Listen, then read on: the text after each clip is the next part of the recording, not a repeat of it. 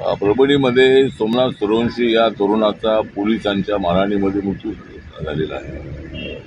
Doctor Babasaheb आंबेडकरांचा पुतळा हा परभणीच्या रेल्वे स्टेशनच्या बाहेर आहे।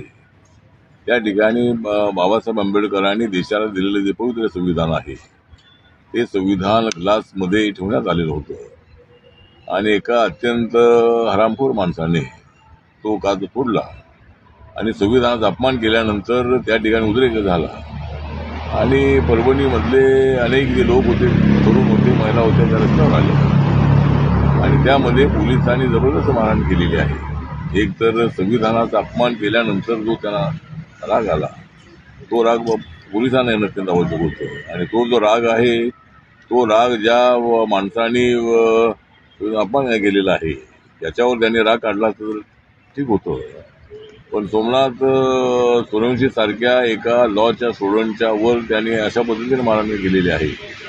त्या मारहाणीमध्ये त्याचा मृत्यू झालेला आहे। असं असताना सुरेश धस जे आहे, सुरेश धस हे संतोष देशमुख यांच्या आंदोलनामध्ये अत्यंत अग्रेसर आहेत। आरोपींना अटक करण्यासाठी त्यांचा मोठा प्रयत्न त्यांचा होता आणि आहे आणि सर्व महाराष्ट्रभर संतोष देशमुख आणि सोमनाथ सूर्यवंशी या दोघांच्या मृत्यूच्या बद्दल हरवलं करण्यात आलेली आहे आणि दलित आणि मराठा समाज सगळ्या महाराष्ट्रामध्ये एकत्र आलेला असताना सुरेश धस हे बीजेपीचे आमदार आहेत, आमचे चांगले मित्र आहेत।